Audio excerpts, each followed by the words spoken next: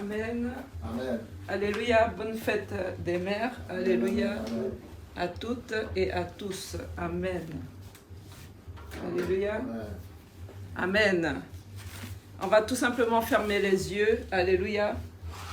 Et on va dire à Dieu qu'on l'aime aujourd'hui. Amen. Alléluia. Tu peux élever la voix tout simplement et lui dire que tu l'aimes. Alléluia, car il est au-dessus de tout. Il est celui qui est père, mère. Il est celui qui n'abandonne jamais l'orphelin. Et il le dit lui-même, même quand ta mère et ton père t'abandonneraient, moi je ne t'abandonnerai jamais, car je suis l'Éternel des armées et je suis celui qui pourvoit pour toi. Alléluia. Alors est-ce qu'on peut lui dire ce matin, Éternel, je t'aime. Éternel, tu es toute ma vie. Sans toi, je ne peux rien faire. Plus je marche et plus je vois que je suis sous cette banderole d'amour, plus je marche et plus je vois que je suis sous ta main puissante, sous ta présence divine.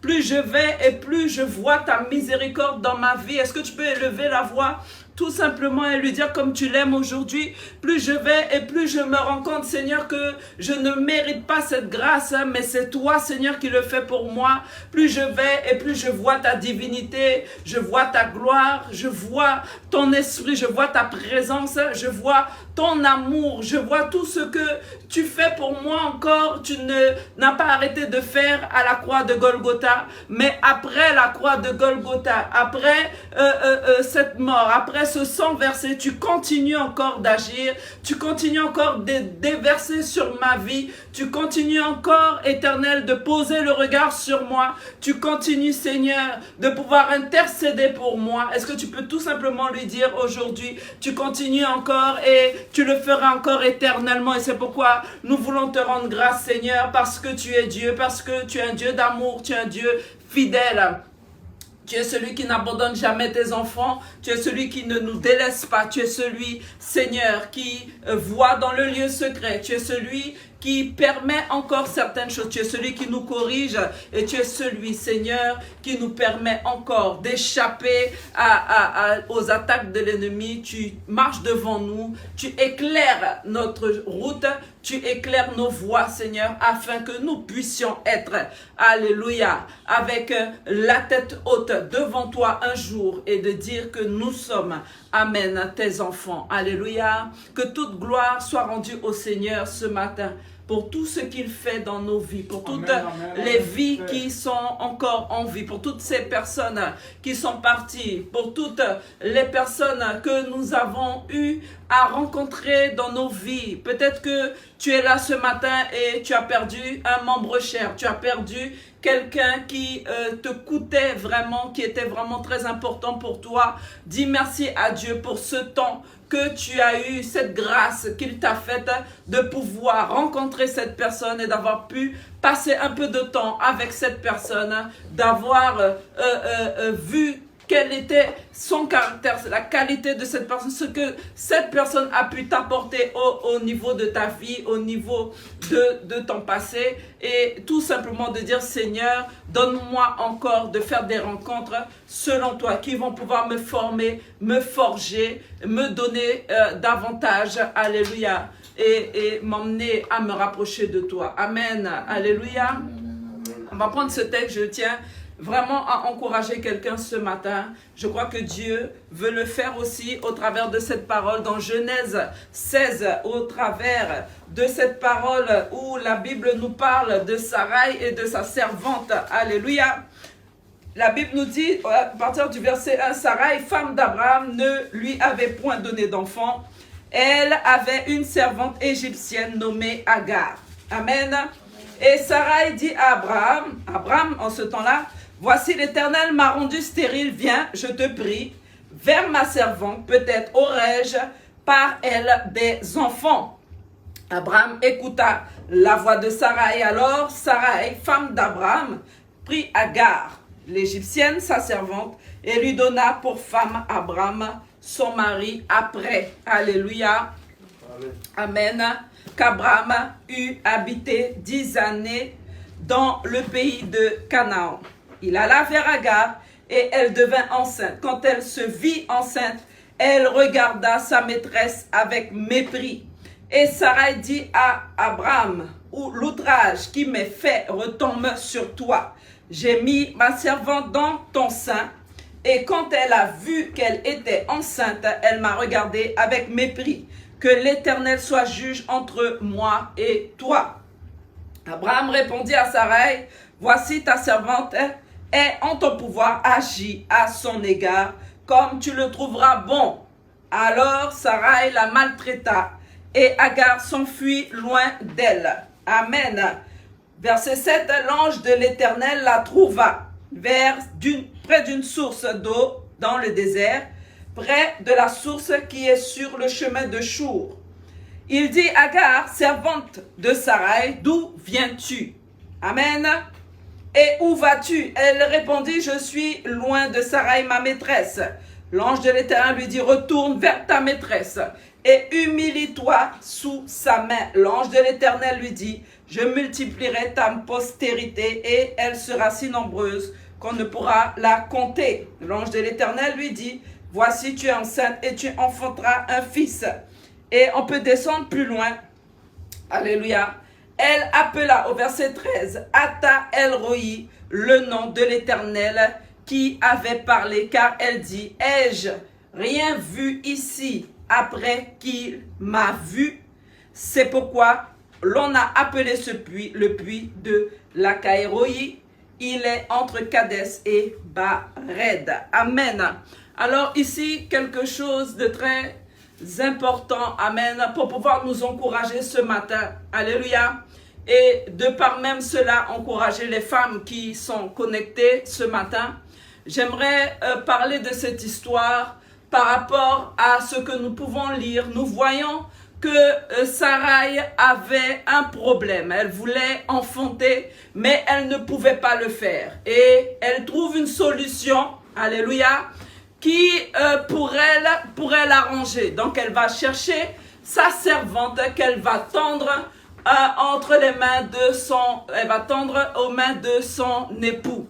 Et la Bible nous dit que finalement, ce qu'elle espérait voir s'accomplit. Qui veut dire que maintenant Agar est enceinte et peut donner un fils à Abraham. Ce qui se passe par la suite découle d'une faute de Sarai et découle d'une faute aussi d'Agar.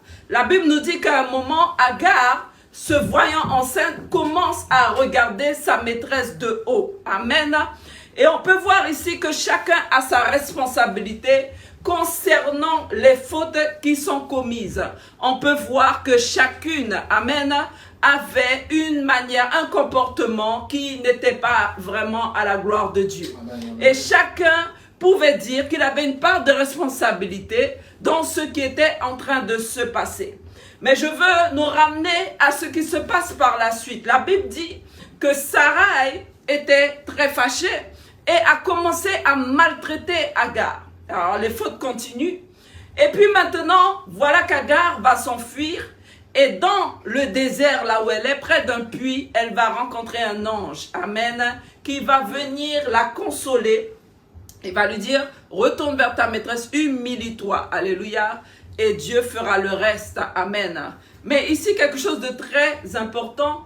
Agar va dire que cet endroit, je vais l'appeler Ata El Roi, qui veut dire l'endroit où Dieu voit, qui veut dire Dieu voit. Amen, Dieu voit tout. Et c'est pourquoi on dit qu'il s'appelle El Roi. Amen, le Dieu qui voit. Le Dieu qui voit dans le désert, le Dieu qui voit dans ton temps de désert, dans ton temps compliqué, dans ton temps difficile.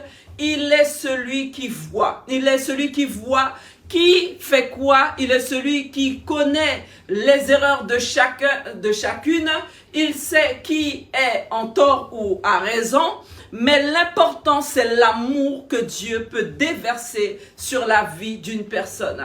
Alors que ces deux personnes étaient en faute, la Bible nous dit que Sarah qui était en faute, qui était qui avait maltraité sa servante, était prête même à rejeter cet enfant qu'elle avait tant désiré. Mais Agar, alléluia, qui elle aussi avait un mauvais comportement, a été ramené à la raison par cet ange qui n'est pas venu lui dire « tu as tort ou tu as raison », mais il lui a dit tout simplement, alléluia, de retourner et de s'humilier et que Dieu allait faire parce qu'elle avait servi le serviteur de Dieu. Alléluia, parce qu'elle avait rendu service, parce qu'elle avait aidé, parce que Dieu se rappelle de ce que tu as fait pour lui. Alléluia. Il va venir dans ta vie encore une fois. Il est capable, amen, de te relever là où tu es. Je crois que tu m'écoutes et que tu me comprends ce matin. Il ne va pas venir te juger encore une fois en te disant « mais tu as fait telle chose, tu as fait telle chose ». La Bible nous dit qu'alors que l'ange s'adresse à Agar, elle reconnaît que Sarai est sa maîtresse. Elle reconnaît encore que c'est sa maîtresse en disant « je me suis enfuie loin de ma maîtresse », qui veut dire qu'elle reconnaissait l'autorité encore de Sarai. Mais Dieu qui, dans son immense bonté, voulait encore poser sa main sur Agar, amen, a dit à Agar, alléluia, de retourner, de s'humilier et qu'il ferait le reste dans sa vie. Et à Agar maintenant de dire, je vais appeler ce lieu, ce puits, Ata El Roi, car qu'est-ce que j'ai vu que Dieu n'ait pas vu? Amen. Et je veux te dire que Dieu a tout vu. Dieu voit tout ce qui se passe dans ta vie. Dieu connaît tes erreurs. Dieu voit tes faiblesses. Amen, amen. Dieu sait ce que tu es en train de vivre en ce moment. Il voit même de savoir que toi-même, tu te sens coupable. Toi-même, tu sais que ce que tu as fait est mauvais. Amen. Mais il te demande tout simplement de venir dans sa présence et de te repentir. De venir devant lui et de dire, Seigneur, je reconnais, alléluia, que j'ai fauté devant toi. Je reconnais que j'ai mal agi. Je reconnais que je n'aurais pas dû le faire de telle manière, car j'ai ma conscience. Tout ce que je veux, Seigneur, toi qui vois déjà, toi qui sais déjà, je ne veux pas manquer de maturité, je ne veux pas venir devant toi en faisant semblant dans l'hypocrisie, en détournant ce que je dois te dire, mais je veux tout simplement aller droit au but et te dire, Seigneur, oui, j'ai péché contre toi, mais tout simplement, reprends-moi, continue encore avec moi, relève-moi, redresse-moi. Ramène-moi sur la bonne voie, là où j'ai peut-être fauté, là où je me suis égaré. Je veux encore marcher avec toi. Alléluia. Et la Bible nous dit par la suite qu'elle s'est levée et qu'elle a obéi. Amen. Alors je veux que nous fassions cet acte d'obéissance ce matin. Toi qui m'écoutes, toi qui me regardes, je veux que tu comprennes que Dieu ne s'arrête pas sur ces choses-là. Il veut tout simplement que tu reconnaisses tes erreurs. Il disait à tous ceux qui étaient délivrés, il avait toujours un petit conseil à la fin. Soit il disait ta foi t'a sauvé, ou il disait une phrase très importante, il disait va et ne recommence pas. Amen, va amen, et amen. Ne pêche plus, parce que je sais que tu l'as fait, mais ce que je te demande, fais de tout ton possible, de toute ta capacité à ne pas recommencer la même erreur. Amen. Amen. Et je crois que Dieu veut le faire pour toi aujourd'hui, quel que soit ton passé, quelle que soit la vie que tu as menée, quel que soit là où tu résidais, peut-être dans ton environnement, c'était un environnement qui n'était pas bon, de prostitution, de certaines choses, mais Dieu t'aime et Dieu veut, amen, que tu te repentes et que tu décides d'abandonner ces mauvaises voies, que tu décides d'abandonner ces choses qui ne lui plaisent pas. Toi-même, tu sais, amen, ce qui ne lui plaît pas et tu reconnais qu'il est Dieu dans ta vie, mais tu as un problème, amen, c'est de quitter, alléluia, cet enchaînement, là où tu te sens enchaîné pour pouvoir être dans cette liberté, de passer le cap, de passer le pas et de dire, oui, je décide aujourd'hui de servir le Seigneur, je décide aujourd'hui de changer de vie, de marcher en nouveauté de vie et de recevoir l'Esprit de Dieu. Alors on va prier ce matin, amen, pour toutes ces personnes qui se sentent dans la culpabilité, toutes ces personnes qui se sentent abandonnées, toutes ces personnes qui croient que le Seigneur les a délaissées. Agar, dans ce désert, devait sûrement se sentir délaissée à un moment. Elle devait sûrement se dire, mais qu'est-ce que je suis venue faire jusque-là? Je me suis éloignée de ma maîtresse. Est-ce que j'ai bien réfléchi avant d'agir? Oui, c'est vrai, je n'aurais pas dû. Mais maintenant, qu'est-ce que je fais? Et Dieu qui voit tout, lui est apparu pour pouvoir encore la sauver. Amen. Alors peut-être que tu es dans ce désert et tu te poses les mêmes questions. Qu'est-ce que je fais là? Pourquoi cela m'arrive? Qu'est-ce qui se passe? Et maintenant Dieu te dit, je suis encore là. Humilie-toi tout simplement et je ferai le reste. Amen. Alors élevons la voix, alléluia, et prions le Seigneur éternel. Nous voulons te dire merci et nous te rendons grâce pour toutes ces vies, pour toutes ces âmes. Seigneur, que tu permets de vivre encore aujourd'hui. Tant qu'il y a encore le souffle de vie, nous croyons, Seigneur, qu'il y a encore le souffle, la capacité pour pouvoir demander pardon. Tu nous donnes encore la possibilité de nous repentir et de revenir devant toi. Et c'est pourquoi nous prions, Seigneur, pour toute personne qui nous écoute, et ainsi que nous-mêmes, Seigneur, là où nous avons fauté, là où nous avons fait certaines choses qui ne te plaisent pas, là où, Seigneur, notre passé n'est pas glorieux, là où, Seigneur, nous avons peut-être un nom, mais tu es capable d'effacer ce nom et de nous donner un nouveau nom. Tu es capable de nous donner une nouvelle réputation. Tu es capable d'effacer certaines choses à la mémoire de certains et de nous permettre, Seigneur, de pouvoir marcher selon toi. C'est pourquoi ce matin, nous prions, Seigneur, pour toutes les personnes qui veulent venir à toi, se sentent enchaînées, qui se sentent enchaînés, qui se sentent emprisonnés, qui ne trouvent pas la force de passer le pas, qui ont peut-être certaines voix dans leur tête qui leur parlent, le regard des gens, Seigneur, de pouvoir délaisser ce monde et de pouvoir marcher tout simplement avec toi. Nous les plaçons entre tes mains ce matin et nous croyons que tu es capable de faire. Si tu es descendu dans le monde des morts pour pouvoir prêcher l'évangile et pouvoir libérer les captifs, tu es capable de le faire encore, quel que soit l'état de l'âme de quelqu'un, quel que soit le niveau de détresse de quelqu'un, je crois que tu es capable de le faire. Je crois que ta lumière jaillit et que ta lumière luit dans les ténèbres et amène toute chose cachée à la lumière et toute personne dans le royaume des ténèbres au royaume de lumière. Amen. Seigneur, merci encore car nous savons d'avance que tu agis et que tu agiras encore et c'est pourquoi nous te rendons grâce et que toute la gloire te revienne au nom de Jésus. Amen et Amen. Alléluia. Amen, Amen, Amen. Dieu est bon, bien-aimé, et je veux rendre grâce au Seigneur parce que nous sommes encore là aujourd'hui.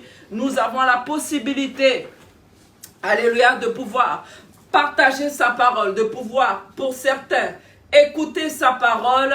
Nous avons encore le souffle de vie que l'ennemi a cherché à te prendre pendant la semaine, mais il n'y est pas arrivé parce que l'ange de l'Éternel a campé autour de toi. L'ange de l'Éternel t'a protégé. L'ange de l'Éternel était là et beaucoup ont manqué la mort pendant cette semaine, mais Dieu t'a gardé au nom de Jésus. Et peut-être que tu étais comme Agar, près de la mort parce que tu étais dans le désert sans vie environnante, mais Dieu t'a gardé. Est-ce que tu le crois ça aujourd'hui?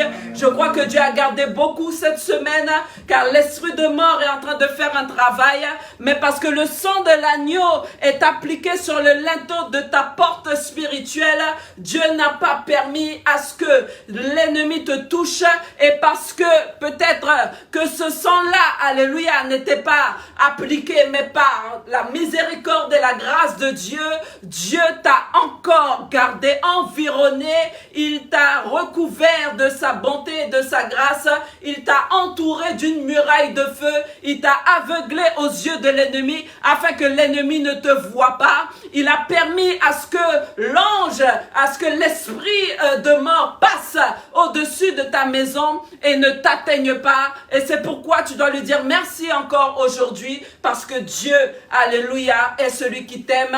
Il n'a pas encore dit le dernier mot dans ta vie. Et c'est tes jours qui sont comptés à ses yeux. Il les connaît mieux que toi-même. Et c'est pourquoi, alléluia, il pouvait dire à Satan, tu ne toucheras pas à la vie de Job, tu pourras tout lui prendre, mais sauf son âme, car son âme m'appartient. Et nous le déclarons ce matin, nous le déclarons aujourd'hui que notre âme, notre esprit, notre corps appartient au Seigneur Jésus-Christ. Nous sommes cachés en lui, nous sommes cachés en Christ, nous sommes sous sa couverture divine et rien ne pourra nous atteindre tant que lui ne l'ait pas déclaré au nom de Jésus-Christ de Nazareth. Et nous le proclamons encore que le sang de l'agneau nous couvre ce matin. Le sang de l'agneau couvre ce pays, couvre ses habitants, couvre ce peuple. Le sang de l'agneau couvre les nations ce matin qui sont appelées au Seigneur, qui étaient déjà dans sa pensée avant la fondation du monde. L'ennemi ne pourra pas les toucher, l'ennemi ne pourra pas les atteindre, les sorciers ne pourront rien proclamer, car Dieu est notre bouclier au nom de Jésus-Christ. Et quelles que soient les flèches envoyées, nous les voyons au nom de Jésus. Nous les voyons repartir en sens inverse au nom de Jésus, car nous sommes couverts par le sang de l'agneau et nous refusons toute déclaration maléfique, toute déclaration diabolique, toute sorcellerie faite, tout satanisme même qui serait dans des jeunes pour pouvoir nous abattre au nom de Jésus-Christ. Nous déclarons que cela est nul au nom de Jésus, car aucune voix ne peut s'élever au-dessus de la voix de Christ. Tout genou doit fléchir et toute langue doit confesser qu'il est Dieu. Et c'est pourquoi tous ceux qui proclament et confessent son nom avec un cœur sincère sont gardés par lui au nom de Jésus et par son Esprit divin. Alléluia, amen. Alors, nous devons déclarer ces choses ce matin, amen. Nous devons rester sous la couverture divine. Nous devons déclarer, proclamer ces choses et de le faire, c'est un acte de foi, que de montrer au Seigneur que nous croyons encore en lui, que même ce que nous ne voyons pas, lui qui voit dans le lieu secret est notre lampe et peut voir toutes les attaques que nous avons essuyées pendant cette semaine. Il peut voir tout ce que le diable avait voulu faire dans nos vies pendant cette semaine. Il est celui qui a combattu alors qu'on dormait, on ne savait même pas ce qu'il se passait et il était en train, amen, de combattre pour nos vies. Et c'est pourquoi nous voulons lui dire merci, parce que nous ne sommes rien sur cette terre. Le diable lui-même peut le dire dans la parole. Il nous appelle la poussière, il nous appelle un souffle, un vent, alléluia. Mais nous croyons, amen, que comme nous avons l'Esprit de Dieu, amen, nous pesons sur la balance. Comme nous avons l'Esprit de Dieu, nous avons l'Esprit de vie et nous avons un Esprit éternel qui nous donnera la vie éternelle jusque dans le ciel avec lui, amen. Et nous ne serons pas dans la honte et nous ne serons pas déchus au nom de Jésus, amen, alléluia. Amen. Alors, quand tu parles comme ça devant Dieu, Dieu est dans la joie. Amen. Parce qu'il se dit, ma fille, mon fils a encore foi en moi. Amen. Et le fait même de déclarer ces choses, le diable fuit. Parce que ce qu'il ne peut pas tenir, c'est ta foi. Il va tout faire pour éteindre ta foi. Il va tout faire pour te faire douter. Il a dit dans le jardin d'Éden, la première chose qu'il a essayé de faire, c'est de faire douter Ève en lui disant, mais est-ce que Dieu a bien dit? Est-ce que Dieu a-t-il dit? Est-ce que vraiment c'est ce qu'il voulait dire? Donc il veut te faire douter de la parole. Il veut te faire douter de ton appel. Il veut te faire douter de ce que Dieu fait dans ta vie. Il veut te faire douter du ciel. Il veut te faire douter de la parole même de Dieu. Il veut te faire douter de la Bible. Est-ce que c'est vraiment Dieu qui a écrit cela? Non, ce sont les hommes comme nous-mêmes. Il veut te faire douter de toutes les manières possibles pour pouvoir éteindre ta foi, car la foi vient de ce que l'on entend et ce que l'on entend vient de la parole de Dieu. Et l'homme ne vivra pas de pain seulement, mais de toute parole qui sort de la bouche de Dieu. Alors quand ces paroles sont éteintes, quand ces paroles sont éloignées, qu'est-ce qui va se passer? Ta foi va décliner et le diable va entrer en scène. C'est pourquoi la première chose que Jésus-Christ a pu brandir devant le diable, c'était la parole. C'était la parole de vie. C'était la parole de foi. Et il pouvait dire au diable, Dieu a dit, il est écrit, amen. Et le fait de déclarer cela est en train, amen, dans le monde spirituel, tu es en train d'éteindre, d'éliminer ce que lui-même avait déclaré sur ta vie. Alléluia, amen, amen. Donc, ne laissons pas le poison de l'ennemi entrer dans nos vies, amen, et nous manger à petit feu, mais laissons le Seigneur toute la place, alléluia, parce que nous croyons en lui et parce qu'il est notre Dieu, tout simplement. Amen. Alléluia. Amen. Éternel, nous te rendons grâce pour cette parole aujourd'hui. Nous te disons merci, Seigneur, parce que tu es encore avec nous. Merci pour cet enseignement que nous allons partager. Nous prions, Seigneur, que ma bouche soit ta bouche ce matin et que toute chair soit diminuée, amen, afin que l'Esprit de Dieu agisse, amen et amen. Alléluia, amen. Alors, le thème de ce matin est la transformation. Alléluia, la transformation. Dis à quelqu'un, la transformation. Amen, la transformation. Et notre texte de base est 2 Corinthiens 3 à partir du verset 17. 2 Corinthiens 3 à partir du verset 17. Vous verrez les versets s'afficher. 2 Corinthiens 3 à partir du verset 17. Alléluia. 2 Corinthiens 3 à partir du verset 17. Amen. Je lis la parole de Dieu. Alléluia. Je vais commencer à partir du verset 15. Jusqu'à ce jour, quand on lit Moïse, un voile est jeté sur leur cœur. Mais lorsque les cœurs se convertissent au Seigneur, le voile est ôté. Or, le Seigneur, c'est l'Esprit, et là où est l'Esprit, amen, là est la liberté. Nous tous qui, le visage découvert, contemplons, comme dans un miroir, la gloire du Seigneur, nous sommes transformés en la même image, de gloire en gloire, comme le Seigneur, l'Esprit. Alléluia. C'est pourquoi, ayant ce ministère, selon la miséricorde qui nous a été faite, nous ne perdons pas courage et nous rejetons les choses honteuses.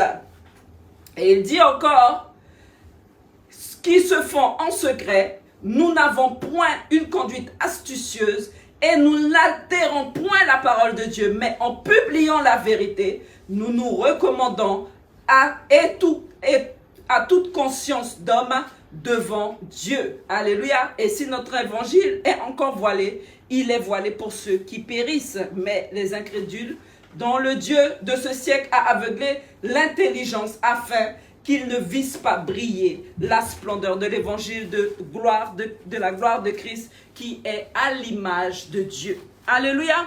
Alors ici, on parle de la transformation, quelque chose de très important. On voit que Paul est encore en train de nous alerter sur quelque chose. Il est en train de nous alerter sur notre vie, sur notre mode de vie, sur notre caractère, sur notre comportement, sur notre manière de voir les choses.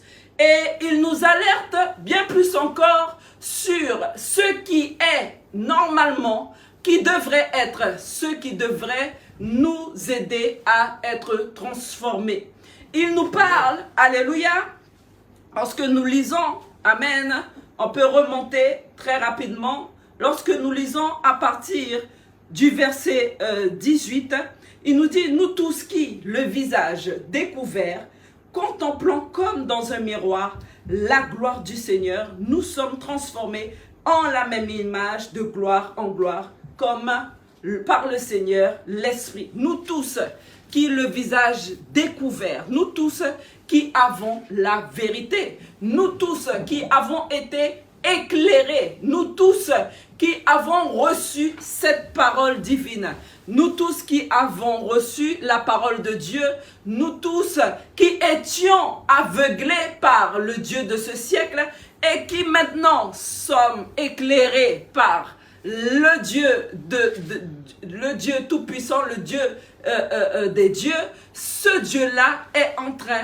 et a pris le temps de pouvoir nous donner cet évangile qui va nous emmener dans la lumière. Alors, quand on regarde la définition de transformer, on peut voir, je vais lire rapidement cette définition qui va nous aider. Lorsqu'on parle de transformer, de transformation, le verbe transformer veut dire rendre quelque chose différent. Amen. Le faire changer de forme. Alléluia. On peut parler de reformatage. Amen. Modifier ses caractères généraux. Et on a encore la conversion, la rénovation. on a aussi la modifié de façon spectaculaire, de façon visible, de façon physique, morale et psychologique. Vous pouvez aller regarder ces définitions sur Internet. Alléluia. Et nous avons encore changé totalement d'aspect. Amen. Alors, Paul veut nous alerter sur le fait que Dieu nous appelle, amen, à être transformés. Dieu nous appelle à être régénérés. Dieu nous appelle à quelque chose de nouveau. Dieu nous appelle à devenir quelqu'un d'autre. La Bible nous dit, quand nous lisons cela, je répète au verset 8, il le dit, au verset 18, il dit, nous tous qui, le visage découvert, amen, contemplons comme dans un miroir la gloire du Seigneur. Alors que nous avons la vérité, alléluia, alors que nous avons entendu, nous sommes censés contempler. Quand on parle de contemplation, on parle d'admiration, on parle d'étude, qui veut dire que tu vas étudier, tu vas contempler, tu vas fixer, amen, le regard sur cette gloire. Tu vas fixer le regard sur ce que Dieu veut que tu regardes pour pouvoir être transformé. Et quand nous lisons plus bas, il nous dit au chapitre 4, au verset 4, il nous dit pour les incrédules dont le Dieu de ce siècle a aveuglé l'intelligence afin qu'ils ne vissent pas briller la splendeur de l'évangile de la gloire de Christ qui est l'image de Dieu. Alors, il explique afin qu'ils ne vissent pas briller quoi? La splendeur de l'évangile de la gloire de Christ qui est l'image de Dieu. Alors, de quoi Paul est en train de parler? Il est tout simplement en train de parler de cette gloire qui est l'évangile, qui est la parole de Dieu, qui est cette parole qui est faite à l'image de Dieu. La Bible nous dit dans Jean 1 que Dieu est la parole qui s'est fait chair et qu'il est venu sur terre, amen, et qu'il a marché au milieu de nous, mais que certains ne l'ont point reçu. Et alors que nous contemplons cela, alors que nous contemplons cette parole, alors que nous contemplons, alléluia, cette gloire qui est faite à l'image de Dieu, nous pourrons être transformés. Amen. Alors que nous recevons cette parole, il nous montre que nous avons quelque chose, nous avons une mission, nous avons quelque chose à en tirer et nous devons l'étudier afin d'être transformés. Nous devons l'étudier afin d'être convertis. Nous devons la contempler afin de devenir différents, afin d'avoir ce changement physique, psychologique, moral, afin que nous puissions être rénovés, afin que nous soyons changés totalement, afin, comme il est dit ainsi, afin que nos caractères soient transformés et les caractères même que nous avons, le caractère qu'on avait de base à notre naissance, il voudrait que toutes ces choses, alléluia, changent de forme. Chaque domaine de notre vie doit changer de forme. Amen. Et nous allons voir dans Exode 34 à partir du verset 29, Exode 34 à partir du verset 29, Exode 34 à partir du verset 29. La Bible nous explique quelque chose. La Bible ici nous parle de Moïse. Amen. Il dit, Moïse descendit de la montagne de Sinaï.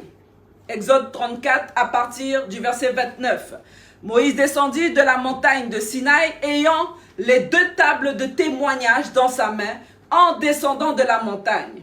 Il ne savait pas que la peau de son visage rayonnait parce qu'il avait parlé avec l'Éternel. Aaron et tous les enfants d'Israël regardèrent Moïse et voici la peau de son visage rayonnait. Alléluia, merci Saint-Esprit. Et il craignait de s'approcher de lui. Ayant Moïse les appela Aaron et tous les principaux de l'assemblée vinrent auprès de lui et il leur parla.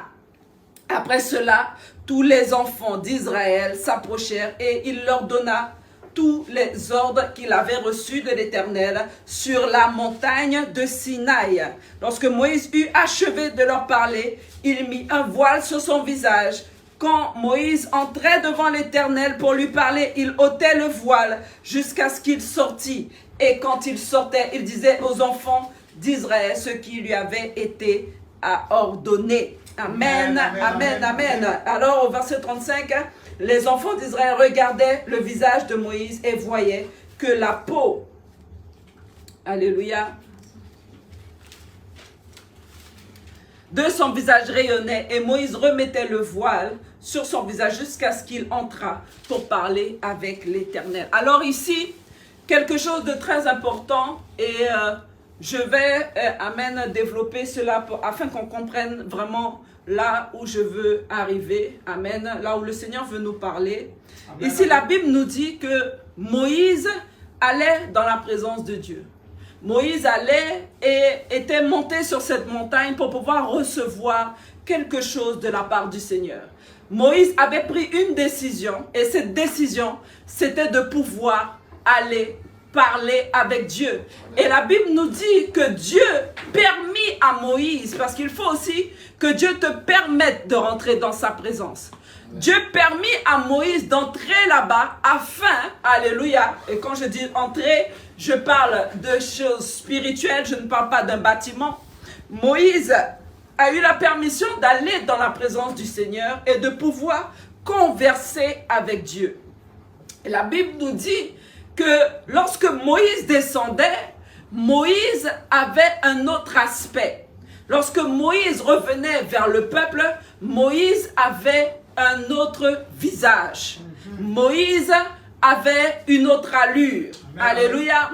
Et Moïse ne le savait même pas. La Bible nous dit que Moïse ne savait pas que son visage brillait. Il ne savait pas que la gloire de Dieu était sur lui. Il ne faisait pas et ne prêtait pas attention à cela parce que tout ce qui lui importait, alléluia, c'était d'être dans la présence de Dieu. Amen. Et on voit que Moïse est décidé, alléluia, parce qu'il a fait ça à plusieurs reprises. Et la Bible nous dit après 40 jours, sans boire, sans manger, il est là, tout simplement, dans la présence de Dieu et il attend à ce que Dieu lui parle. Alléluia. Il attend à ce que Dieu, amen, lui révèle certaines choses. Et il attend aussi à ce que le Seigneur parle pour ses enfants. La Bible nous dit que lorsque Moïse est descendu, il est descendu avec les tablettes, amen, de témoignage.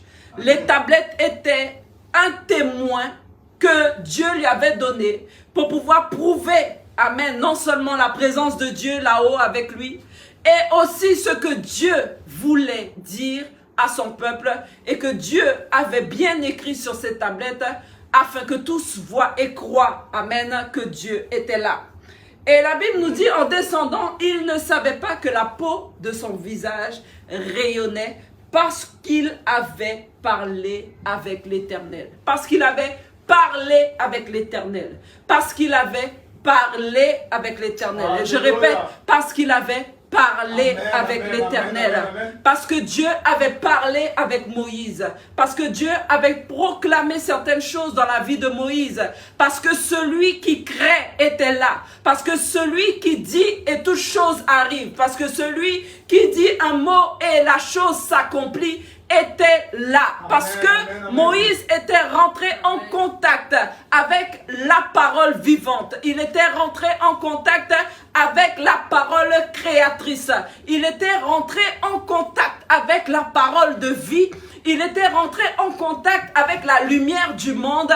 Et Moïse, par cela, tout simplement parce que Dieu parlait avec lui, parce que Dieu appréciait sa présence, parce que Dieu lui permettait d'entrer dans sa présence, Moïse avait le visage qui rayonnait. Moïse avait un aspect différent. Mais Moïse avait pris la décision d'entrer dans la parole. Moïse avait pris la décision d'aller au contact de la parole. Moïse avait pris la décision de jeûner et de prier pour pouvoir recevoir de cette parole vivante.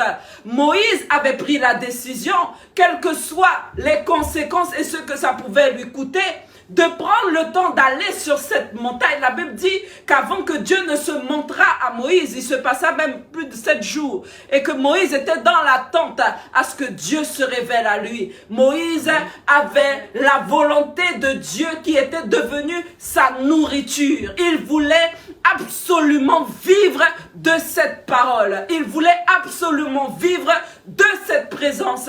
Il avait un tel amour, une telle soif de Dieu qu'il ne regardait pas au manger et à boire. La Bible nous parle de Jésus lorsque les disciples vinrent et lui proposaient à manger alors qu'il était hors de la Samarie et qu'il venait de parler à la Samaritaine.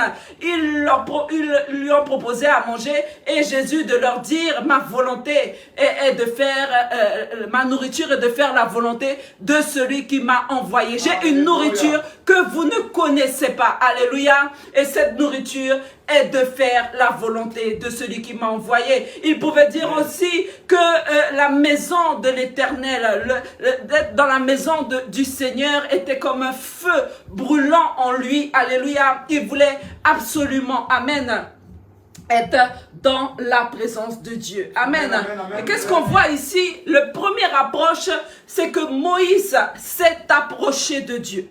On voit que Moïse a fait le pas. On voit que Dieu a bien appelé Moïse, Dieu a bien permis à Moïse, mais Dieu n'a pas fait le pas à la place de Moïse. Moïse a pris la décision de marcher vers le Seigneur. Moïse a pris la décision de s'approcher de Dieu. Alléluia. Dans Exode 3, à partir du verset 2, Exode 3 à partir du verset 2, on va le lire. Exode 3 à partir du verset 2. Dis à quelqu'un: connecte-toi. Amen. Alléluia. Connecte-toi à la parole. Amen.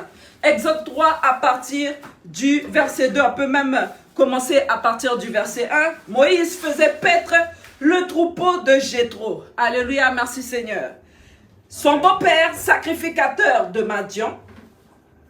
Et il mena le troupeau derrière le désert. Alléluia. Et vint à la montagne de Dieu, à Horeb.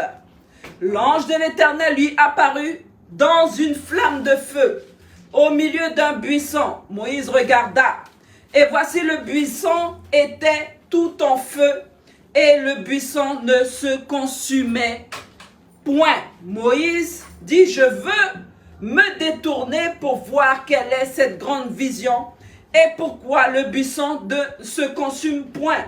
L'Éternel vit qu'il se détournait pour voir, et Dieu l'appela du milieu du buisson et dit: Moïse, Moïse.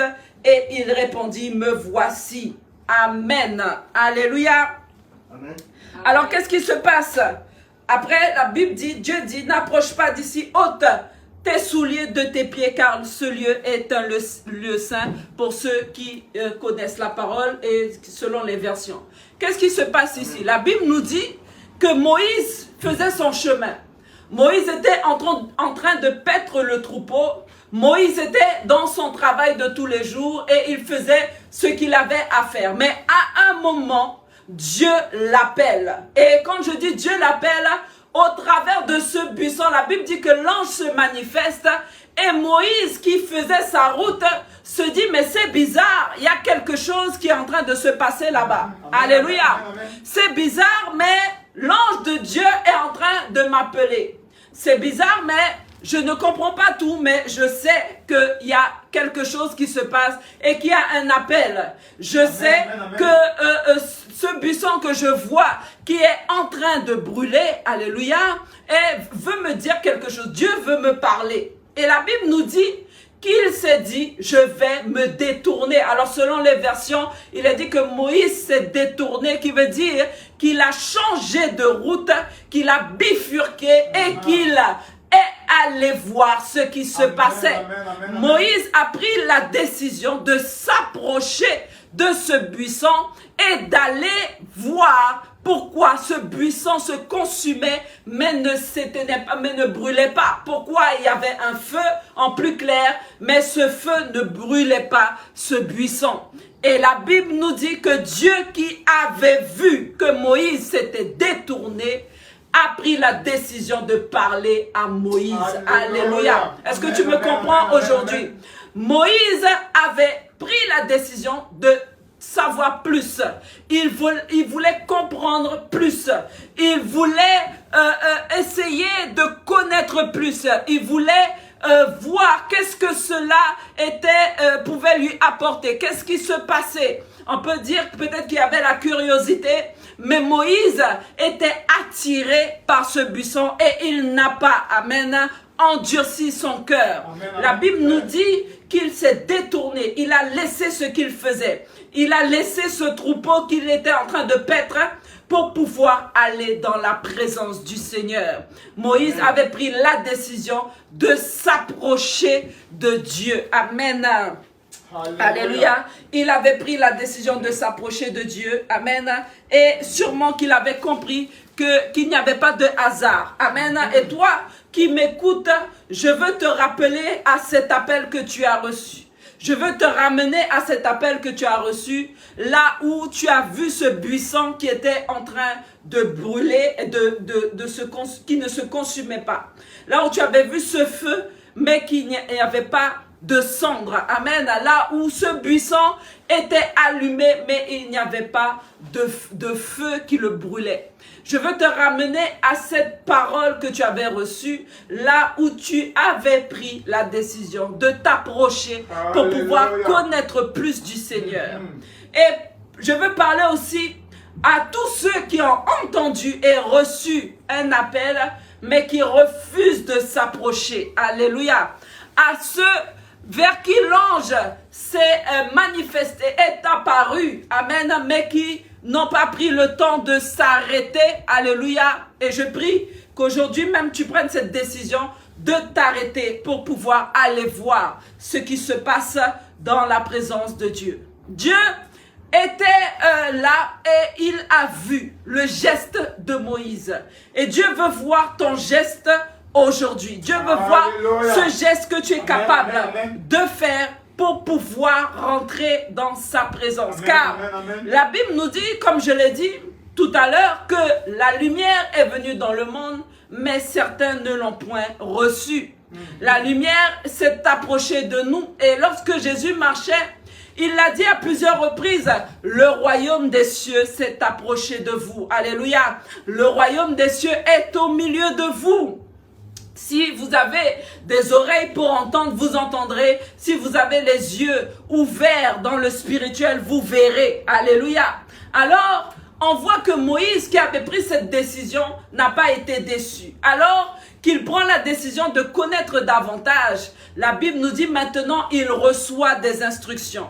Et Dieu lui dit maintenant, ôte tes sandales de tes pieds, car ce lieu est un lieu saint. Amen. Alors, amen, sur cette montagne, sur ce mont Horeb, amen, Moïse reçoit l'appel du Seigneur, il reçoit la manifestation de Dieu, il reçoit plusieurs choses en même temps parce qu'il voit un miracle, il voit ce buisson qui est là, il entend la voix du Seigneur et il voit que Dieu lui donne maintenant des instructions. Donc, Moïse est exposé encore une fois à la parole de Dieu. Et on peut prendre Marc 10 à partir du verset 46. Restons connectés, s'il vous plaît. Alléluia. Amen. Marc 10 à partir du verset 46. Alléluia. Marc 10 à partir du verset 46. On va le lire. Alléluia. Marc 10 à partir du verset 46. Amen. Une histoire que nous connaissons tous. Alléluia. Une histoire que nous connaissons tous. Amen. Marc 10 à partir du verset 46. Alléluia. La Bible nous parle de cet aveugle. Amen.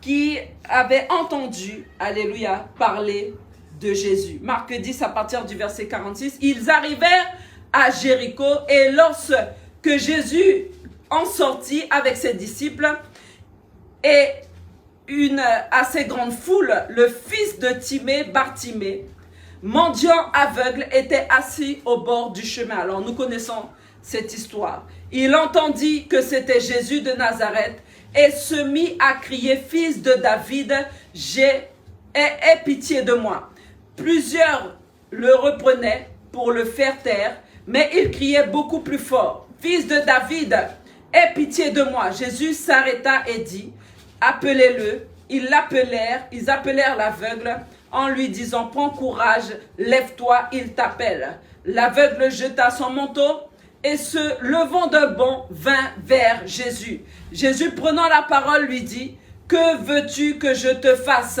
Rabouni ?» Lui répondit l'aveugle, « Que je recouvre la vue. » Et Jésus lui dit, « Va, ta foi t'a sauvé. » Aussi, il recouvra la vue et suivit Jésus dans le chemin. Alléluia. Alors ici, pareillement, on voit aussi, amen, que cet homme est aveugle et qu'il ne voit pas, mais il entend parler de Dieu. Alléluia.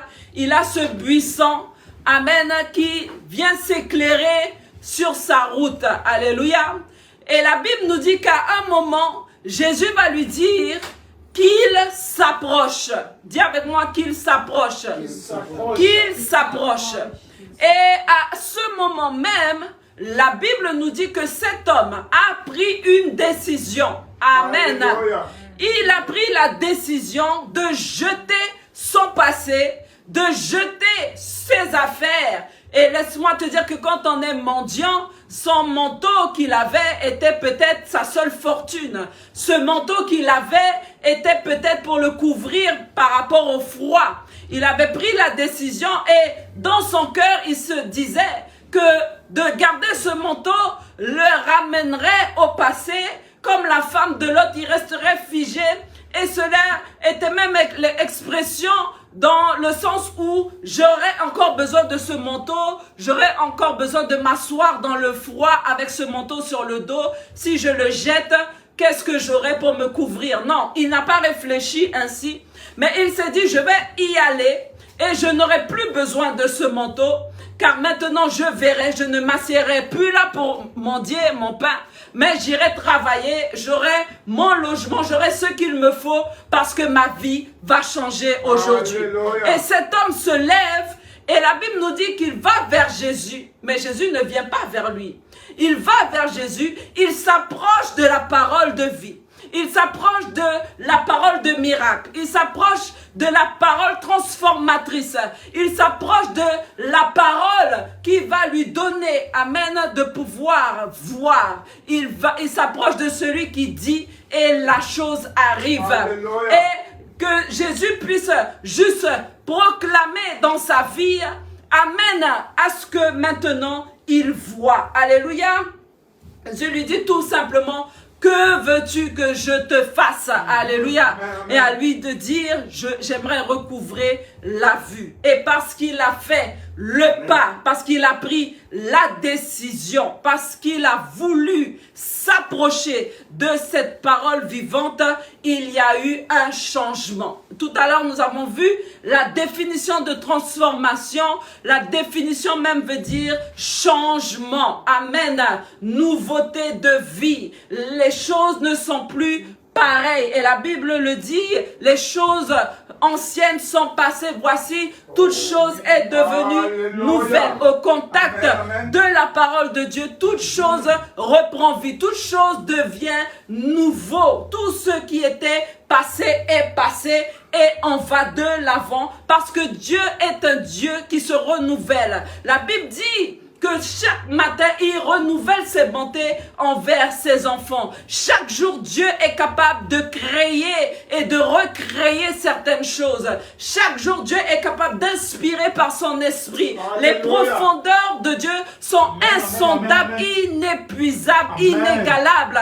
Et nous pouvons aller et de se dire que nous allons apprendre, mais nous ne finirons jamais d'apprendre. Même à notre mort, nous croyons que nous allons encore encore avoir à apprendre. En arrivant au ciel, nous allons découvrir des choses magnifiques, des choses que nous n'aurions jamais imaginées. Et c'est pourquoi que Dieu pouvait lui-même le dire, des choses que nous-mêmes nous pourrions faire, que l'œil n'a point vu et que les oreilles n'ont jamais entendu. Il est capable de le faire chaque jour, de créer chaque jour de nouvelles choses, de emmener à la conversion même ceux qu'on dirait même qui seraient inconvertible, si on peut le dire comme ça. Dieu est capable de faire un âne parler.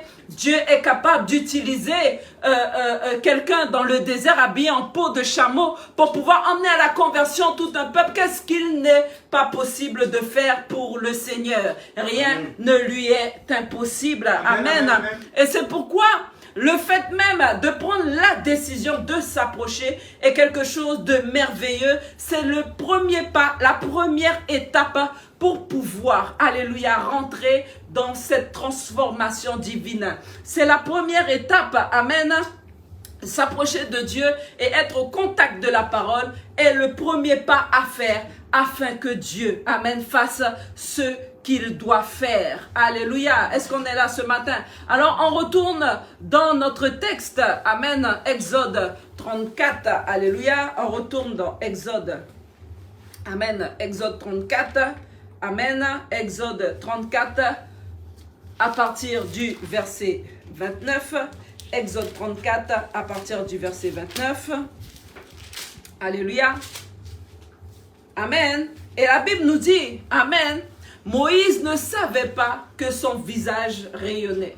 Moïse était tellement focalisé, contemplait la parole qu'il n'avait même pas remarqué, amen, que son visage, alléluia, rayonnait. Amen. Et la Bible nous dit, je reprends, Aaron et tous les enfants d'Israël regardèrent Moïse au verset 30, et voici la peau de son visage rayonnait, et il craignait de s'approcher de lui. Alors, qu'est-ce qui se passe? Nous voyons, amen, que sur cette montagne, quelque chose s'est passé. Et en sortant de là, il y a encore quelque chose d'autre qui arrive. Alors que ce peuple ne voyait pas la grâce qu'ils avaient, alors qu'ils ne voyaient pas ce que Dieu était capable de faire, alors qu'ils avaient marché déjà dans le désert et avaient vu les miracles de Dieu, mais la Bible nous dit que cette fois-ci, ils ont vu quelque chose, et ils craignaient Moïse. Ils ont regardé le visage de Moïse et ils ont vu la gloire du Seigneur. Et je pourrais même aller plus loin, ils ont vu Dieu. Amen. Car Moïse était transfiguré. Moïse était changé, Moïse était transformé. Lorsqu'on regarde la définition de la transfiguration, la définition nous dit c'est avoir une transformation illuminée, éclairée. Et Moïse était éclairé par la parole. Il était éclairé par la vie de Dieu. Il était éclairé en profondeur dans son âme, dans son corps, dans son esprit. Il y a quelque chose qui s'était passé. Alléluia. Et il pouvait avoir cette opportunité, cette grâce de descendre avec la parole de vie entre les mains. Il pouvait descendre avec cette parole écrite entre les mains pour pouvoir, amen, la donner aux autres.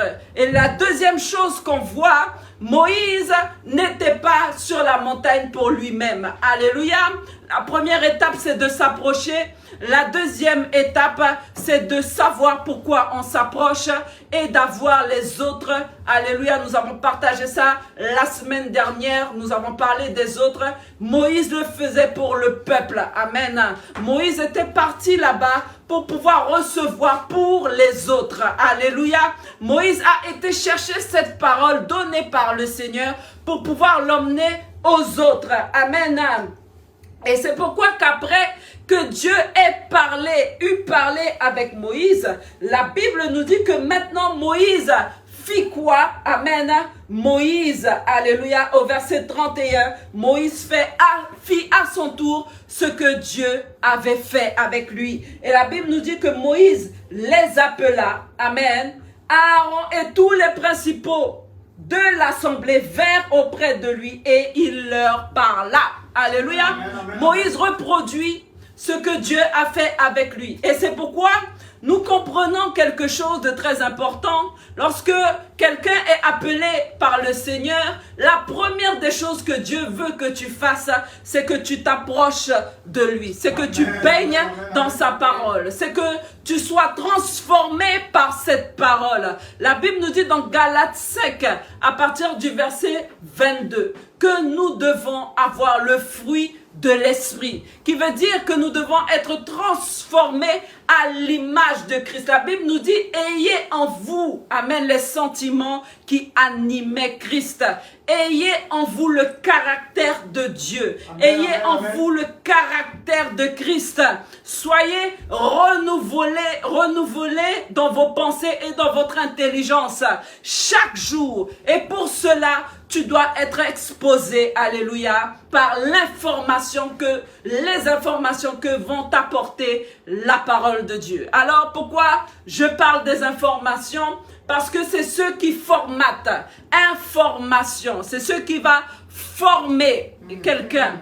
Et nous voyons dans le siècle présent, la Bible nous dit, ne vous conformez pas, ne vous conforme. On parle encore de formatage. Ne vous conformez pas au siècle présent, mais laissez-vous transformer, renouveler, régénérer par la parole de Dieu. Et maintenant, dans le siècle présent, nous sommes formatés par des informations que nous recevons chaque jour. Pour ceux qui sont sur les écrans, nous pouvons recevoir toutes sortes d'informations, quelle que soit de là où elles viennent, nous pouvons être formatés par celles-ci si nous n'avons pas pour barrière la parole de Dieu. Alléluia.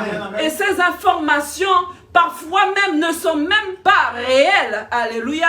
Parfois, c'est des propagandes, des choses qui n'existent pas. On emmène maintenant un peuple à croire quelque chose qui n'est pas pour pouvoir atteindre un but. Alléluia. Et cela est très dangereux si nous n'avons pas l'esprit de vie, l'esprit de vérité qui va nous révéler toutes choses et nous permettre de discerner ce qui est bon. Alléluia. Dieu nous parle de cette parole de Dieu dont nous avons besoin chaque jour, qui va contrecarrer les informations habituelles que nous pouvons recevoir du monde. Ces infos que nous allons pouvoir recevoir dans notre esprit, qui peuvent dangereusement, alléluia, nous emmener, amen, à croire à autre chose. Et Dieu nous dit que si vous avez cette parole de vie, si vous vous approchez de cette parole de vérité, si vous décidez de la contempler, si vous décidez de la lire, si vous décidez de la méditer, vous serez transformé, vous serez renouvelé. Quelque chose va se passer. Vous serez à l'ombre du Dieu Tout-Puissant et c'est Dieu qui vous gardera. Alléluia. Et votre visage sera rayonnant. Amen. Lorsque nous sommes assez aguerris dans certaines choses par la grâce de Dieu, nous pouvons remarquer un pécheur et nous pouvons remarquer quelqu'un qui a pris le temps et qui est dans la présence du Seigneur. Et il y a une lumière qui jaillit, alléluia, de cette personne. Il y a cette lumière spirituelle, amen, qui va, alléluia, se manifester au travers de la vie de cette personne. Et quand nous voyons cette personne arriver, nous savons que cette personne était dans la présence de Dieu et qu'elle a été dans la parole de Dieu et que la présence, la parole, ce que Dieu a dit, a amené un rayonnement, une lumière sur sa vie. Alléluia. Et cela maintenant va nous donner une certaine possibilité, alléluia, et une certaine capacité maintenant à aller parler aux autres. Alléluia, à pouvoir être un envoyé du Seigneur, à pouvoir maintenant, par le témoignage que nous avons reçu, par ce que Dieu a fait dans nos vies, par ce que Dieu nous demande de faire, nous allons pouvoir avoir cette grâce de pouvoir aller vers les autres et de pouvoir partager cette même parole que nous avons reçue. La Bible nous dit que Moïse alla et Dieu parla avec lui. Oh, qu'est-ce que j'aimerais être dans la présence de Dieu, sur cette montagne ou je vais dire, on n'ira pas peut-être sur la montagne, mais dans la montagne, sur cette montagne spirituelle, et recevoir les paroles de Dieu. Vois comme Dieu déverse sa parole, il ouvre la bouche et cette parole qui est vivante se déverse sur ta vie. Alléluia. Alors, et après qu'il ait eu parlé et que Dieu ait parlé avec lui, maintenant, lui, il va et il parle avec ces personnes, ces principaux et ces personnes qui étaient autour de lui comme Aaron, et il va maintenant leur dire ce qui se passe. Il va maintenant leur déclarer ce que Dieu a dit. Alléluia. Amen, amen. Et ensuite, maintenant, il va appeler le peuple.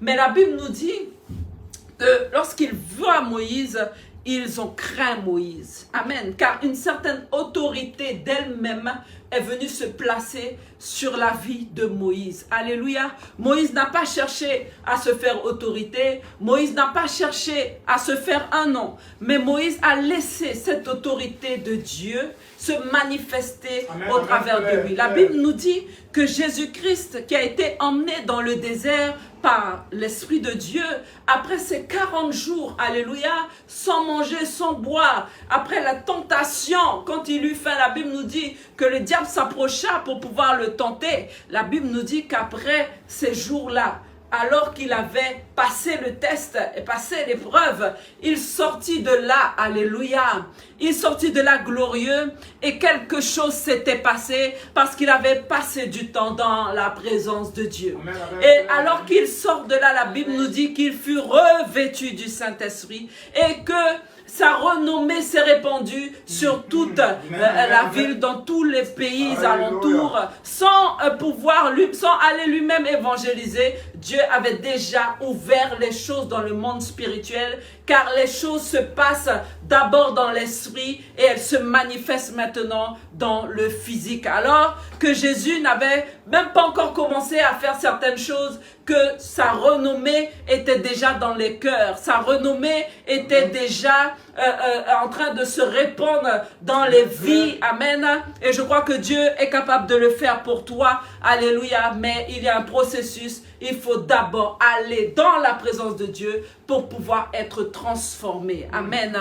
Alors que Jésus sortait de là, la Bible nous dit que son ministère a duré 3 ans, mais son ministère a été un ministère d'impact parce que les âmes ont été sauvées et jusqu'à aujourd'hui, la parole de l'évangile continue, amen, d'être prêchée, alléluia, selon, alléluia, ce que Dieu avait planifié et selon la volonté du Seigneur. Amen. Alors, Jésus qui va pour parler avec ces personnes qui sont parfois dans la détresse, d'autres qui étaient malades, d'autres infirmes et toutes sortes de choses, d'autres avaient besoin de délivrance parce qu'ils étaient captifs d'esprits mauvais. Alléluia. La Bible nous dit que les gens entendaient seulement parler. Amen. Amen. Ils entendaient et dans le cœur de ces personnes-là, il y a quelque chose qui se passait. Dis avec moi, il y a quelque chose qui se passait. Et je le proclame et je le déclare que Dieu va toquer à la porte des cœurs spirituellement et quelque chose va se passer et quelqu'un va te dire, j'ai entendu parler de toi, ou Dieu m'a parlé de toi, ou Dieu a envoyé un ange comme il a fait avec Corneille afin que tu viennes me visiter et que tu m'apportes cette bonne nouvelle. Alors Dieu précédait par son esprit Jésus et il allait entrer dans les maisons et il ouvrait l'atmosphère afin que les choses se fassent parce que Jésus, non pas parce que nous le méritons, mais il y a un prix à payer et c'est le prix de la parole, de la présence, de la transformation divine afin que Dieu puisse nous utiliser. Alléluia. La Bible nous dit que te servira-t-il de gagner le monde si c'est pour perdre ton âme. Ce que Dieu veut tout d'abord, c'est que nous-mêmes, nous soyons impactés, influencés positivement par cette parole de Dieu, par cette présence de Dieu. Mais nous pouvons aussi voir que sur cette terre où nous vivons, il y a des influences négatives. Amen. Alléluia. Amen, amen. Amen. On peut le lire dans 1 Thessaloniciens, non, pardon, je vais le lire dans 1 Corinthiens 15. Alléluia, à partir du verset 33, on ne va pas le prendre, mais on ira rapidement. 1 Corinthiens 15, à partir du verset 33, la Bible nous dit, ne vous y trompez pas, les mauvaises compagnies corrompent les bonnes mœurs. Ce qui veut dire que lorsque nous sommes amenés à nous mélanger avec des choses négatives, avec des personnes négatives, avec des personnes qui ont de mauvaises mœurs, de mauvaises habitudes, nous allons être impactés par cela. Alléluia. Lorsque nous sommes en mauvaise compagnie, cela va déteindre sur nos vies et nous allons faire ce que nous n'avions pas l'habitude de faire. Donc, Proverbe 22 à partir du verset 24. Proverbe 22 à partir du verset 24, rapidement. Proverbe 22 à partir du verset 24. Nous allons le prendre. Proverbe 22 à partir du verset 24. Alléluia. Je vais le lire. La Bible nous explique quelque chose. Amen. Et nous parlons encore de tout ce qui est négatif. C'est pourquoi je veux dire à quelqu'un, si tu es quelque part où c'est négatif, alléluia, sors-toi de là. Amen. Pars, alléluia, fuis. Amen. Alléluia. Amen. La Bible nous dit fuyez l'impudicité. Ne nous dit pas de marcher et de partir. Il nous dit de fuir. Alléluia. Alors, Proverbe 22 à partir du verset 24. Amen. Ne fréquente pas l'homme colère. Ne va pas avec l'homme violent, de peur que tu ne t'habitues à ses sentiers et qu'il ne devienne un piège pour ton âme. Alléluia. Alléluia. Ne sois pas parmi ceux qui prennent des engagements, parmi ceux qui cautionnent pour les dettes. Alléluia. Bon, ça c'est autre chose. Alors qu'est-ce qui se passe? Il explique de peur que tu ne t'habitues à ces sentiers. Et je regardais une émission il n'y a pas très longtemps où les personnes expliquaient qu'il y avait du bizutage, alléluia, dans, dans leur lieu de travail. Et cela se passait tellement régulièrement et fréquemment qu'à partir d'un moment, quand cette personne a été se plaindre à un supérieur ou à un collègue, on lui a dit, moi aussi je suis passé par là, tu verras, ça va passer. Qu'est-ce qui se passe? Il y a une habitude qui s'est installée dans la pensée de ses collègues et quelque chose qui n'est pas normal est devenu normal. Amen, alléluia. amen, amen, amen. Quelque chose qui ne devrait pas être acceptable est devenu acceptable. Et ici, la Bible nous dit que si nous ne restons pas dans la présence de Dieu, si nous ne nous laissons pas influencer par la parole de Dieu, nous serons influencés par autre chose. Amen, amen, nous amen, serons amen. influencés par notre environnement. Nous serons influencés par les personnes qui nous entourent négativement pour certains. Et nous n'aurons rien comme bouclier pour pouvoir, pour pouvoir empêcher à cela de devenir une habitude. Amen, Et il amen, dit amen. quelque chose de très important. Ne sois pas, alléluia, ne laisse pas ces choses se faire, car cela pourrait devenir un piège pour ton âme. Amen, Alléluia. amen, amen, amen. Tu vas commencer à faire ce que l'autre fait. La Bible dit, amen, que le fer aiguise le fer. Et à force de se frotter à quelqu'un, on commence à lui ressembler. Alléluia. amen, amen. Alors ici, une parenthèse par rapport à l'influence que peut avoir l'entourage négatif lorsque nous ne sommes pas amenés à être transformés par la parole de Dieu. Dans Hébreux 7, à partir du verset 25, Hébreux 7 à partir du verset 25, Hébreux 7 à partir du verset 25. Alléluia. Hébreux 7 à partir du verset 25. Amen. La Bible nous dit, alléluia, c'est aussi pour cela qu'il peut sauver parfaitement. Amen. Alors, vous connaissez le texte qui parle de Melchisédek. Alléluia. Celui qui est passé, celui qui est devenu le sacrificateur par excellence, qui est passé par beaucoup d'épreuves, beaucoup de choses, qui a été fait pécher alors qu'il n'avait point péché, qui peut nous comprendre et peut intercéder pour nous. Amen. Et la Bible nous dit, on peut le lire à partir du verset 22, Jésus est par cela même le garant d'une alliance plus excellente. De plus, il y a eu des sacrificateurs en grand nombre parce que la mort les empêchait d'être permanents, alors que Jésus maintenant est devenu permanent. Amen. Mais lui, parce qu'il demeure éternellement, possède un sacerdoce qui n'est pas transmissible. C'est aussi pour cela qu'il peut sauver parfaitement ceux qui s'approchent de Dieu par lui, étant toujours vivants pour intercéder en leur faveur. Amen. Il nous convenait en effet d'avoir un souverain sacrificateur comme lui, saint, innocent, sans tache, séparé des pécheurs et plus élevé que les cieux. Amen. Amen. Alléluia. Donc il nous dit ici, amen, que c'est aussi pour cela qu'il peut sauver parfaitement ceux qui s'approchent de Dieu par lui, étant toujours vivants pour intercéder en leur faveur. Alléluia.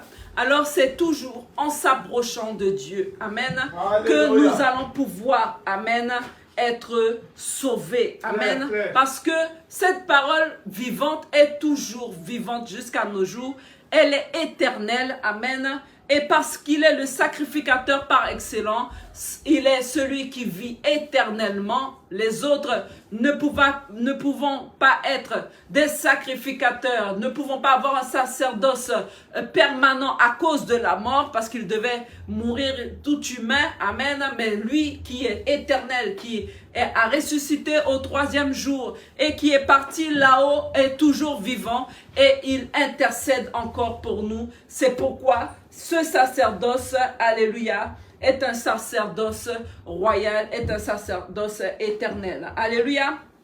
Et la Bible nous dit que le fait de nous approcher de Dieu par la parole, alléluia, va nous permettre, amen, d'être transformés. Amen. Amen. Amen. Le fait de passer par la parole va nous donner la vie. Le fait de passer par Jésus-Christ qui dit que je suis le chemin, la vérité et la vie. La Bible nous dit que quand Bartimée a été sauvé, on va dire quand il a reçu la guérison, il n'a pas fait comme ces 9 lépreux qui s'étaient détournés et qui avaient fait leur route.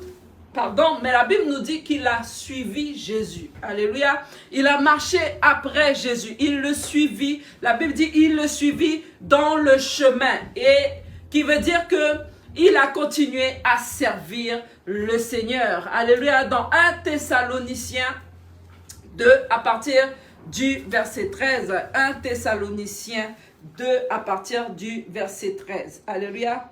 1 Thessaloniciens 2 à partir du verset 13. Cette parole qui agit, alléluia, en nous tous, amen, est là pour rentrer dans les profondeurs que nous avons pour pouvoir nous donner cette vie. Car sans transformation, nous ne pouvons pas rentrer dans le royaume. Amen, Jésus amen. Nous dit que pour entrer dans le royaume, alors qu'il parlait, alléluia, avec cet homme qui était venu le voir, amen, très tardivement, pour pouvoir savoir ce qu'il fallait faire. Il disait à Nicodème, il faut que tu sois né de nouveau, mais pas seulement baptisé d'eau, mais il faut que tu sois baptisé d'eau et d'esprit. Parce que l'esprit maintenant qui va entrer en toi, alléluia, au contact de la parole, cet esprit rentre en toi, le Saint-Esprit entrera en toi et maintenant il va commencer son œuvre afin que tu sois transformé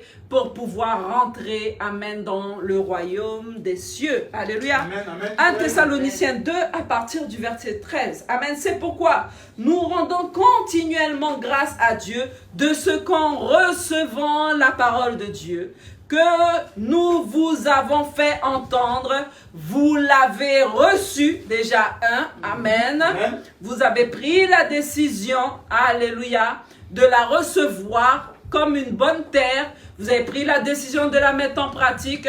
Vous avez pris la décision de vous approcher, de la contempler, de la méditer, de vous laisser reformater, renouveler, régénérer par elle. Alléluia. Il dit que nous vous avons fait entendre. Nous avons parlé tout simplement et vous avez écouté. Vous l'avez reçu non comme la parole des hommes, mais ainsi qu'elle l'est véritablement. Vous l'avez reçue comme elle l'est vraiment. Alléluia. Amen, comme amen. la parole Amen. de Dieu. Et cette parole-là, c'est la parole qui agit en vous, qui croyez. Vous l'avez reçue. Et cette parole, parce que vous l'avez reçue, elle agit en vous. Elle Amen, vous amen, transforme. amen. Elle vous change. Elle vous change physiquement. Elle vous change totalement. Elle vous transforme radicalement, si je peux le dire ainsi. Cette parole qui agit en vous crée quelque chose de nouveau. Amen, Alléluia. amen, amen. À l'œil physique, amen, on peut voir qu'il y a quelque chose qui s'est passé. Cette parole qui agit en vous a changé votre manière de voir les choses. Vos pensées ont changé. Amen. Votre manière d'agir a changé. Vous êtes transformé. Alléluia. Amen, de gloire en gloire pour pouvoir ressembler à Christ. Amen. Amen. Cette parole emmène la conversion dans vos vies. La conversion n'est pas le fait de dire et de confesser « Je crois que Jésus-Christ est Seigneur, je l'accepte comme Seigneur et Sauveur ». C'est une confession que nous faisons, une confession audible. La Bible dit que celui qui sert Dieu et qui dit qu'il est de Dieu doit pouvoir confesser, amen, que Jésus-Christ est Seigneur. Mais l'œuvre de Dieu maintenant commence à partir de cette confession et de cette repentance que nous avons pour pouvoir maintenant rentrer dans le royaume, car le chemin est encore devant nous. Amen, et amen, nous devons amen, amen, amen. y marcher, amen, et pas à pas, alléluia, au travers de cette parole, nous allons être transformés en étant exposés à cette parole qui va quoi? Cette parole qui va nous influencer, alléluia, positivement et nous permettre, amen, de ressembler au Seigneur. Alléluia. Amen, Amen. amen. Est-ce qu'on est là ce matin? Amen, Alors, amen, nous amen. retournons dans notre texte de base. Amen. Et nous allons retourner dans 2 Corinthiens 3 à partir du verset 17. 2 Corinthiens 3 à partir du verset 17. Et nous allons clôturer. Alléluia. 2 Corinthiens 3 à partir du verset 17. Alléluia. 2 Corinthiens 3 à partir du verset 17. Amen. Je veux qu'on comprenne aussi quelque chose de très important. Le fait d'être dans la présence du Seigneur et d'être là où le Seigneur est, amen, nous emmène à changer de vie. Amen. Alléluia. Amen. La présence de Dieu, alléluia, nous emmène à être différents. 2 Corinthiens 3 à partir du verset 17. Amen. Alléluia. Alors je reprends. Amen. À partir du verset. Alléluia. À partir du verset 15 jusqu'à ce jour, quand on lit Moïse, un voile est jeté sur leur cœur. Amen. Alors ici, Paul est en train de parler des pharisiens. Il est en train de parler de ces personnes, amen, qui ne comprennent pas la parole de Dieu, qui sont encore dans tout ce qui est la loi de Moïse, tout ce qui est les traditions et certaines choses, et un voile. La Bible nous dit qu'il y a un voile qui est encore jeté sur leur cœur. Mais lorsque les cœurs se convertissent au Seigneur, amen, lorsque les cœurs décident de marcher avec le Seigneur. Alors, vois bien comme cette phrase est écrite, lorsque les cœurs se convertissent, lorsque ces personnes décident de marcher avec le Seigneur, lorsqu'elles décident de se détourner de leur mauvaise voie, lorsqu'elles décident d'être transformées, parce que la décision va venir de nous, lorsqu'elles décident d'étudier cette parole de Dieu, de rester dans la présence de Dieu, qu'est-ce qui se passe? Le voile sera ôté. Le voile n'est pas ôté le premier jour. Amen. Amen. Mais le voile peut prendre du temps par rapport à ce que la vitesse à laquelle tu vas aller et la manière dont tu vas t'imprégner, la manière dont tu seras exposé à cette parole de Dieu. Qui veut dire que si tu décides d'être exposé chaque jour à la parole, de venir chaque jour dans la présence du Seigneur, d'être là où il y a des oints de Dieu, là où Dieu t'a appelé, amen, après de ton pasteur qui est oint, amen, tu es sous une couverture divine et la présence de Dieu va se manifester dans ta vie. À force de venir dans la présence de Dieu, tu verras que petit à petit, il y a des choses qui changent. Et quand on te verra, on dira, mais c'est bizarre, il y a quelque chose qui a changé sur toi. Amen. Amen. Amen. Alors, qu'est-ce qui se passe? Mais lorsque les cœurs se convertissent au Seigneur, le voile est ôté. Or, le Seigneur, c'est l'Esprit avec un E majuscule.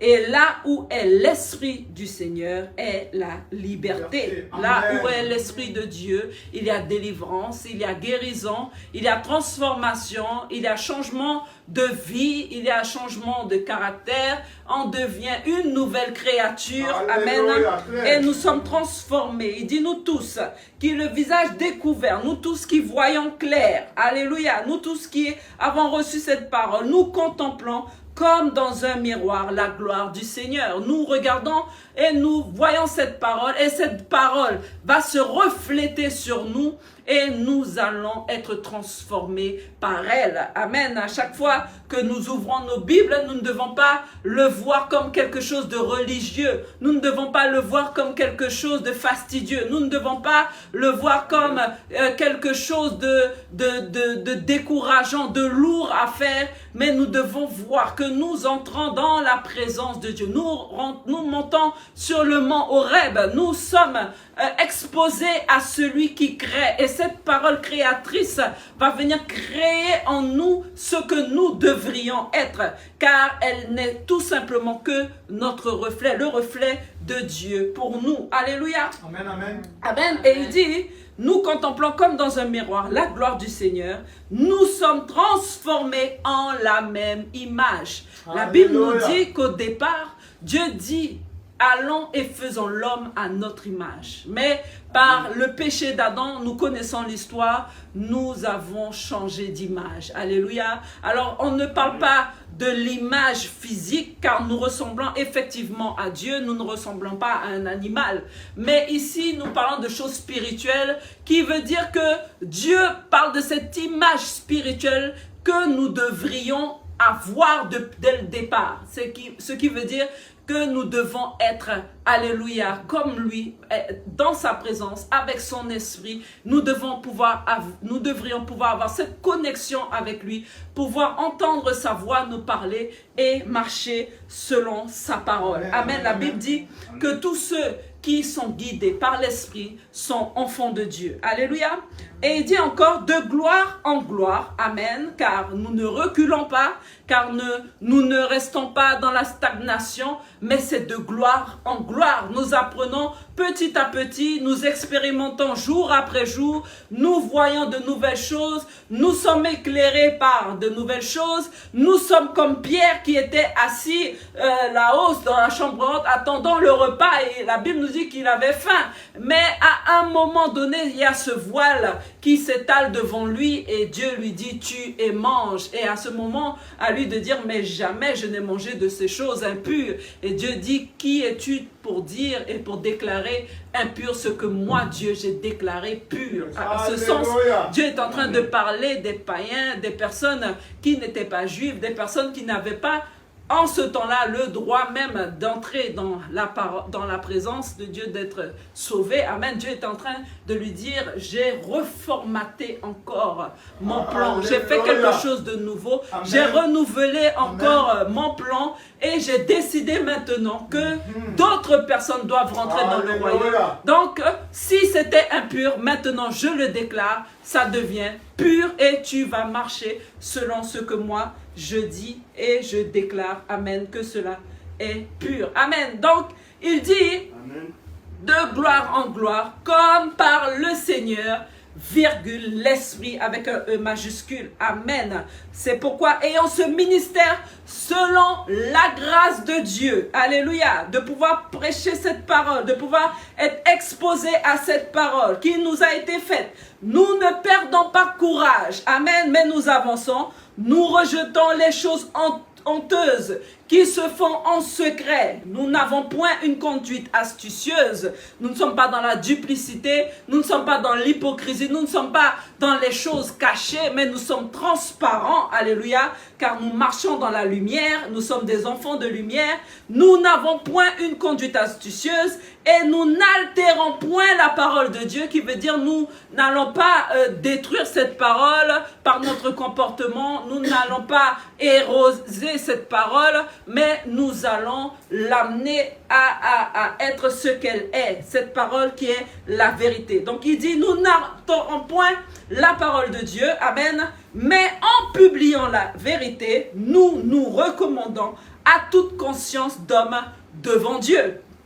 Alléluia. Et il dit, si notre évangile est voilé, amen, et encore voilé, il est voilé pour ceux qui périssent, amen, pour ceux qui ne l'acceptent pas, pour ceux qui sont incrédules, alléluia, il le dit à partir du verset 4, pour les incrédules, amen, dans le Dieu de ce siècle a aveuglé l'intelligence, donc on parle encore de la compréhension spirituelle, afin qu'ils ne vissent pas briller la splendeur de l'évangile. Alors le Dieu de ce siècle, on parle du diable, on parle de l'ennemi qui va lui-même essayer, alléluia, à sa manière de nous formater, à sa manière de nous donner des informations. Alléluia. Il n'a pas la Bible et l'Esprit de Dieu. Il ne nous présente pas la parole de Dieu, mais il nous présente la parole du diable. Alléluia. Et cette parole du diable, elle est présente sur les réseaux, elle est présente dans différents domaines. Et si nous nous laissons formater par elle, notre intelligence sera aveuglée. Alléluia. Et nous n'allons pas voir cette parole briller. Nous n'allons pas recevoir cette parole de l'évangile. Alléluia. Qu'ils ne vissent pas briller la splendeur de l'évangile, de la gloire de Christ qui est l'image de Dieu. Amen. Alléluia. Amen. Alors, nous allons nous mettre debout. Amen. Et nous allons prier. Alléluia. Amen. Au verset 6, il dit, car Dieu qui a dit, la lumière brillera au sein des ténèbres, a fait briller la lumière dans nos cœurs pour faire resplendir la connaissance de la gloire de Dieu sur la face de Christ. Alors nous portons ce trésor dans un vase de terre, pour d'autres versions il le dit dans un vase d'argile, amen, afin que cette puissance soit attribuée à Dieu et non à nous. Alléluia. Alors cette parole que nous recevons, c'est une parole spirituelle, amen, et elle est là pour nous transformer, elle est là pour nous changer, elle est là pour nous amener aussi à pouvoir la prêcher pour les autres, alléluia, afin que les autres aussi la reçoivent et afin que les autres aussi soient transformés. Amen. Alors ce matin, nous allons dire merci au Seigneur pour sa parole. Nous allons lui dire merci pour cette parole de vie qu'il nous permet d'avoir aujourd'hui. Nous lui disons merci parce que au travers de cette parole, nous sommes transformés, nous sommes renouvelés, nous sommes régénérés. Amen. Notre esprit est régénéré et nous devenons cette nouvelle créature. Alléluia. Élevons la voix et nous allons lui dire merci. Nous allons aussi dans cette prière, lui dire, Seigneur, donne-nous de nous laisser transformer. Parce que Dieu ne te force pas, mais tu dois prendre la décision de te laisser transformer. Tu dois prendre la décision de laisser l'Esprit de Dieu faire en toi. Toi qui m'écoutes et qui n'as jamais donné ta vie à Christ, prends la décision de le faire aujourd'hui. Ou sinon, si tu l'étais déjà, mais que tu as chuté, comme on dit, tu peux revenir encore au Seigneur et être encore transformé. Va chercher cette parole de Dieu qui est dans ta maison, là où tu l'as laissée et tu ne la trouves pas. Va chercher ta Bible et prie et dis au Seigneur, dis à l'Esprit de Dieu de pouvoir maintenant t'éclairer afin que tu puisses éclairer les autres. Alors, prions ce matin, élevons la voix. Éternelle, nous te rendons grâce, nous te disons merci. Merci pour ta parole, merci pour ta présence, merci pour ton esprit. Merci, Seigneur, pour cette parole qui est vivante, cette parole qui est éternelle, cette parole qui nous permet d'être transformés de gloire en gloire à ton image, qui nous permet d'être transformés de gloire en gloire afin de pouvoir te ressembler. Nous te rendons grâce, Seigneur, parce que sans cette parole que tu nous as laissée, nous ne pourrions pas te suivre. Seigneur, cette parole qui agit en nous, nous permettra, Seigneur, d'être transformés dans les profondeurs, nous permettra de changer de comportement, de caractère, nous permettra d'être rayonnants aux yeux des autres, nous permettra de devenir cette lumière du monde, ce sel de la terre qui va pouvoir à son tour emmener une transformation totale, complète, une transformation visible, extérieure, une transformation morale, une transformation psychologique, une transformation dans les pensées, dans l'intelligence, un renouvellement.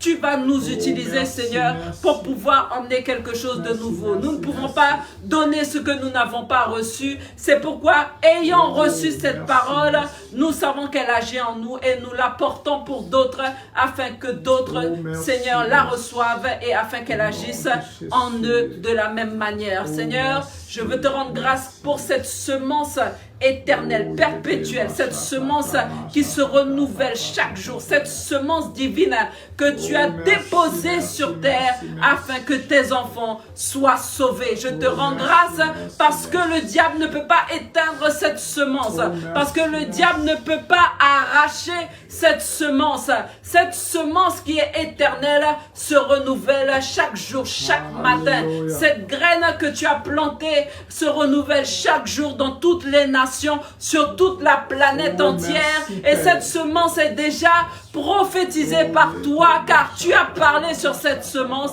Et cette semence a pour but d'atteindre les confins de la terre avant ton retour. Et c'est pourquoi, tant qu'elle n'a pas accompli ce pourquoi elle était partie, nous savons qu'elle ne retournera pas à toi. C'est pourquoi nous te disons merci, Seigneur, et nous faisons confiance à ta parole. Nous te faisons confiance à toi, Seigneur. Tu es cette parole de vie. Viens agir en toutes et en tous en ce jour, afin, Seigneur, que nous puissions atteindre un jour ce royaume que tu nous as préparé, afin que nous puissions aller vers toi. Seigneur, nous voulons encore te rendre grâce pour cet acte de foi, Seigneur, que tu as eu, en nous faisant confiance, en déposant cette semence entre nos mains, en déposant cette œuvre entre nos mains, en nous disant, allez et faites de toutes les nations des disciples. Seigneur, tu nous aimais déjà d'avance, alors que nous étions encore pécheurs, et tu continues de prouver ton amour envers nous, Éternel, par rapport à cette œuvre que tu as déposée dans nos vies. Seigneur, nous voulons te dire merci, car nul ne peut le faire, nul autre n'est comme toi. Toi, ce sacrificateur qui est là encore, éternel, qui intercède encore pour nous, qui ne n'arrête pas, qui ne se fatigue pas. La Bible dit que Dieu ne dort ni ne sommeille. Alléluia, il est celui qui garde Israël. Et tu es là et tu veilles sur tes enfants. Tu veilles sur nos vies encore. Quel que soit là où nous sommes, tu es El Roi, celui qui voit dans les lieux secrets, celui qui voit dans le désert, et tu intercèdes pour chacun et chacune. Nous prions, Seigneur, que tes yeux soient encore sur nous et que nos yeux soient fixés sur toi, que nous puissions continuer à te contempler et que nous puissions te laisser, Seigneur, parler sur nos vies, parler avec nous afin que nous puissions briller. Seigneur, nous voulons, Éternel, te ressembler et être transformés de gloire en gloire à l'image de Christ. Nous te disons merci encore pour ton amour, merci pour ta bonté, merci pour ta fidélité, merci pour ton esprit, merci pour ta grâce et que toute la gloire te revienne, Éternel, au nom de Jésus. Amen et amen. Alléluia, soyez bénis et que la grâce de Dieu repose et demeure sur vous.